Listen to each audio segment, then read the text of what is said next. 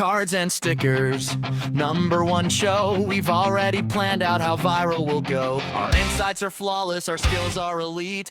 Industry leaders will copy our tweet. Okay, and we are live. Ladies and gentlemen, welcome to the Cards and Stickers podcast. I am your host, Minty. Joining me today is Kangus. Hello everyone, it's me, it's Kangus. And we all know Vexarian, also known as Vex. Do we all know me? I'm not sure about that, but hello! Thank you for having me. Well, if they didn't know you, they know you now. So, as you can see, this is the very first episode of our brand new podcast. Why did we start this? Because we believe that the male demographic from age 35 to 45 is criminally underrepresented in the podcast scene. So we decided to be the pioneers and trailblazers of this. So we're here to answer all your gaming questions. Feel free to jump in whenever you want. Here we go. First time, $5 from Retro Police 87. Dumb name. He says, or she says, serious question, guys. Why do people insist on playing games on 30-year-old hardware instead of just buying the re-release again? Isn't using original carts basically taking money away from the developers? Oh man, here. Oh, yeah, that is on the money. Because at the end of the day, that's completely factual. If you are sitting at home, let's just say hypothetically, you bought a console, 10, 15 years ago, and then you just pull it out of the cupboard and you just plug it into the machine, where are the devs going to be getting their income from, right? Well, exactly. Devs have to eat, and 30-year-old hardware, what? Why? And I mean, look, in this day and age, space is a premium. And if you've got these big, thick carts sitting around that you've got your games on, that's just a pain, Whereas if we play everything just stored digitally on our consoles and our PCs, you're saving so much physical space. It's so much easier. That's big time. I've been a long time advocate now of just the digital media in general. To be able to just declutter your house and to take these physical cartridges and just throw them in the bin, whatever. But then to reacquire them anew, so you get to experience that kind of excitement that you had as a kid as you refill up your digital library that you can access so easily on the internet, but it's right there waiting for you. It's just so much easier. That's a very good point, because back in the day, all you had was the cartridges. You had to buy them. They're taking up space. Throw them away, get the new digital version. Might even come with a new skin or two, and we all know that that's amazing. Oh yeah, I mean, pre-ordering and pre-downloading, it's so much easier being able to do that. Pre-ordering, I think, is probably one of those very underappreciated means of supporting your developers and stuff like that. I guess it's a trust thing as well. When you pre-order, you're basically saying, we trust you with our money. We know that you're going to deliver and you're going to, do the right thing. And I find in my personal experience that 9 times out of 10, when you pre-order, they still deliver an amazing product at the end. Yeah, especially day one. Oh, yeah, exactly. Being able to preload, you can sit on the couch in your underwear, turn on the console and your game's there. None of this having to go and stand in line at midnight and be around all those people, waiting to pick up your game. No one wants that. Yeah, exactly. No one wants that. Yeah. Money. Okay, we got another one here. $7 from XP Grinder Dad. I think every game should have a battle pass, even single-player ones. Imagine earning XP for doing dailies in Animal Crossing. Why aren't devs doing this yet? Oh, okay. God, I so agree with this one. The amount of times that I've jumped into a game and I've just been like, what am I doing? I don't even know where I'm going right now. I'm just sort of trying to make a game. I'll jump into Minecraft. It's like, what do I do? What are you supposed to be doing? Yeah, the game should have, all games should have a little arrow saying go here and press this button, and that tells you, it takes all the guesswork out. And then it's like, hey, you build a house, you earn a level of your battle pass, What a lot of people don't actually notice, but if you kind of look back and take a look at the bigger picture, did you notice that the battle pass has actually very seamlessly replaced the maps and the instruction manuals that used to be packaged with the games? Oh, you mean those things no one used to read? Exactly. Yeah. So you used to have to put the map on the wall, or flick through the book and the pointless artwork and all that kind of stuff that they had in these manuals. But now you don't have to do that, because now you pay for the battle pass, and it kind of leads you by the hand through the intended experience of the game. Yeah. And you're earning skins and things like that. Especially if you get the premium battle pass, which that's a whole other can of worms that we can talk about. You've got everyone gets the free one, you get the basic stuff, but then you get the premium one that gives you all the really cool skins and, maybe if you're really lucky, it might give you a weapon that is better than other people's, which is just, that's what you want. You know, the hard work going in and earning something better, you know? Yeah, that's the way it should be. You pay more money, you get the better weapon. 100%. That's how gaming should be. That's what... Yep. Definitely enjoyed that as a feature. Just, yeah. You know what I've been finding lately, like in a few games that I've played? I've been finding some developers have been absolute cowards. They've been putting the ability to get premium currency into their battle passes, so you can then pay for the next battle pass using the currency you earn from the current one. Yeah. It's like, no, it should be that... We're gonna need more barbarians.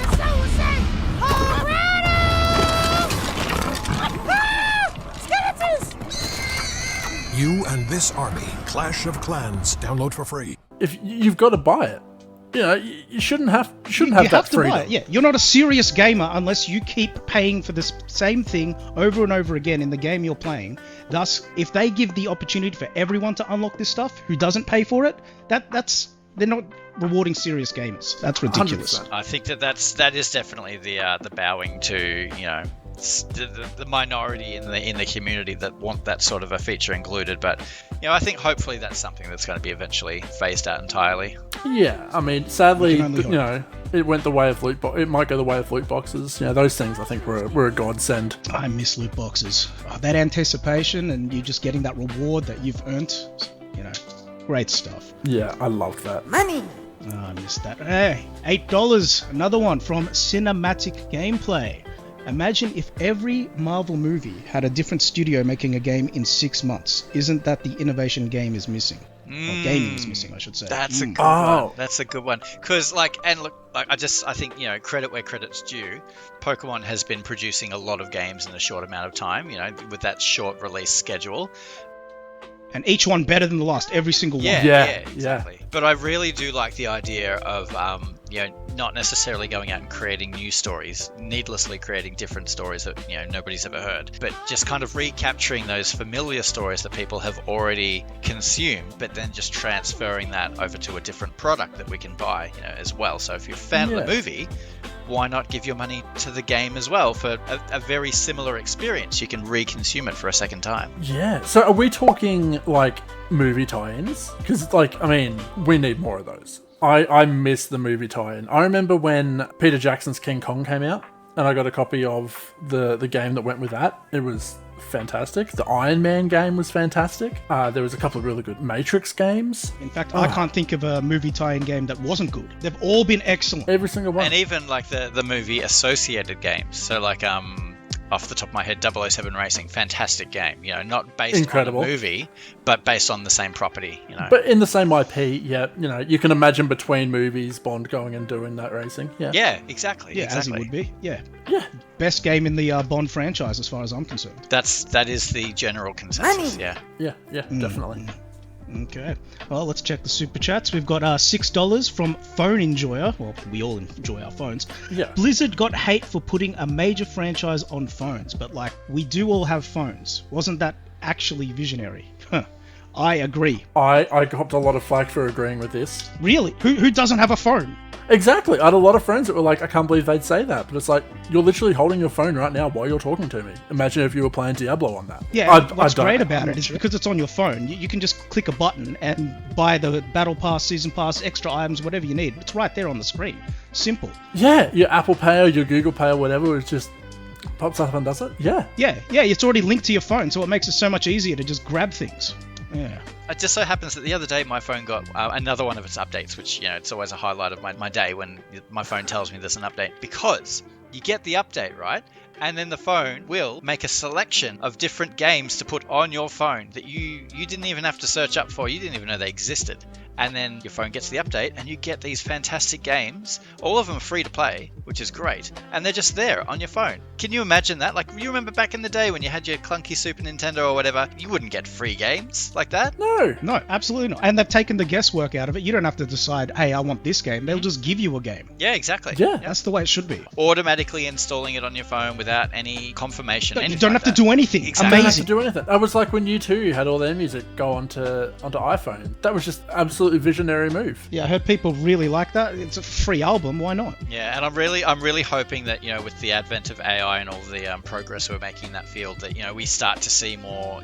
Grab your team. Choose a weapon. And get ready to bring the pain. 'Cause it's time to raid. Fight with honor and lead hundreds of champions. Slay over 40 killer bosses and battle real players.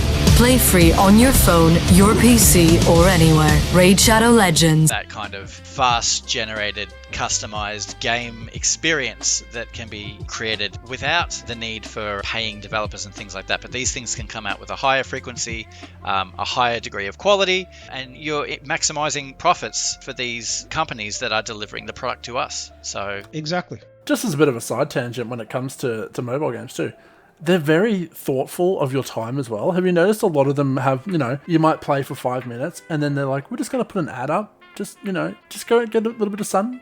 Just take a break. They're looking out for you. They're looking out for us, Take a 5-second break. Watch this ad while you do it. And it's so fascinating as way that sometimes, I'm not sure if you've had the same experience, but sometimes the ads will be so tailored to you.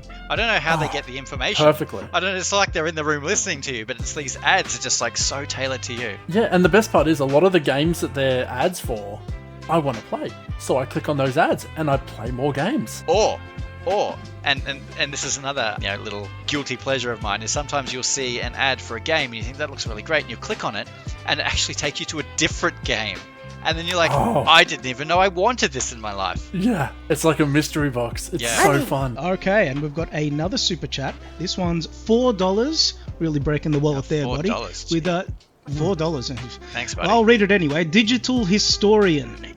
Here's the question. Is owning the original version kind of selfish when companies worked hard to sell it to you again?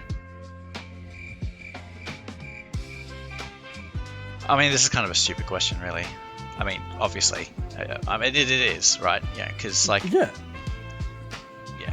I don't know. Do we just skip this one? Because, obviously, I think just, where's the industry going to go?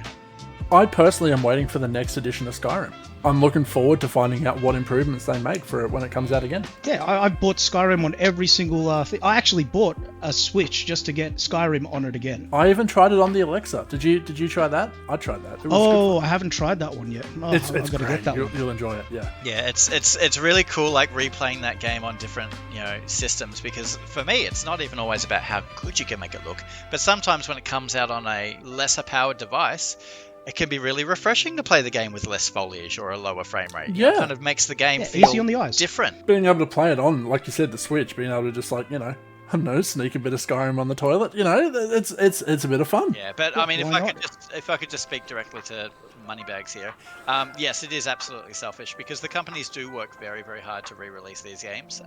They have to take out the game and then they have to reassess what they want to change, and sometimes increasing that resolution can be a lot of manpower. Yeah, the game, sure, it's already made, but you have to re-release it on a whole new console. That you've got to make new art for that sort of thing, for the cover. It's a lot of work, guys. It's a lot of work. So you should support your developers and buy every version on every console that you have. Get a console if you don't have it. Even the consoles that you don't have. Yeah, exactly. You should be buying them. All right, $12. Okay, that's a little bit better. Here we go. Yep. AI Optimus Prime. With AI making games faster, won't developers finally get to stop working and spend more time with their families? Damn good point. Oh, this is really wholesome. Yeah. Yeah. Why should studios be paying artists and story writers and programmers when you can just get AI to do it? Because I'm sure that AI is going to do a much better job. It's going to save money for the company so they can release more sequels of that game. It's going to be fantastic, in my opinion. Look, everybody knows that that art and that sort of thing has always been something that people have enjoyed in their leisure time, right? So why do we need to contaminate that by bringing it into the workplace? I mean, in my opinion, I don't think that art has any business in the game development studio sector at all. It doesn't have any business in business? Well, yeah. Well, but I think that if you want to do some artwork, you do that outside of work hours, And I don't think gaming needs that. Yeah, and I think we've outgrown it in a lot of ways. I mean, I used to get in trouble for doodling while I was working, so I mean, it's not fair that these other people get to get paid for it. But yeah, I mean, I think of the way that AI can be used to, you know, all across the industry. You know, you can use it for marketing, you can use it for music, you can use it for making quests and things like that. You know, like it'd be huge. I'm actually looking forward to the future when one day when AI can play the game for me. So I was actually thinking the same thing. Optimized run, so I can just say, hey AI, play this game for me, and go through like a speed run this time, and see what it comes up with, because that'll be very interesting to me. I don't have to waste my time playing games. And if you incentivize that with, say, for example, different paywalls for different performances, different levels of capability in the AI that can play the game for you, put that behind different paywalls. Those funds go on to the developers. They make more games. Oh, that'd be great. I'm playing Counter-Strike in the future. I pay at the $100 per hour tier. My guy is absolutely owning everyone on the server. I'll feel great about it. I think that's full wall hacks, full auto aim. Yep, that's the way gaming should be going. I personally cannot wait to see how AI gets used in the game's done quick, event. Like watching those speedrunners now, incredible work. Oh yeah. Imagine seeing the AI tools doing it. Like that's so true. It'll be perfected runs every time. Yep. Oh man, I mean those AIs, they could teach those speedrunners a thing or two, hey? Yep, definitely. Subframe counts, all that sort of thing. That'll be I look forward to the gaming is going to be amazing in the future with AI. Mark my words. Now, Minty, you were you going to tell Chad about the new promo that we got? Okay, which one? Are we talking about the special one or the extra special one? Well, let's start with the special one, I think. Well, the special one, if you have...